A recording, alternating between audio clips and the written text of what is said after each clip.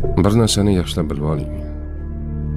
U otasini uyida och emas edi, siz uni to'ydiradigan. U otasini uyida kiyimsiz ham emas edi, siz kiyim olib berib minnat qiladigan. U otasini uyida malikalardek edi. U otasini uyida siz aytganda kasalmand ham emas edi. Siz boshing kasaldan chiqmaydi deb nomlaydigan. U otasini uyida kiyimsiz ham emas edi. Siz kiyim olib berib minnat qiladigan. Hammasdan kechib sizning yoningizga keldimi? Ayolingizni qadrlang. Ayol Allohning omonati. Uni xo'rlash omonatga xiyonatdir.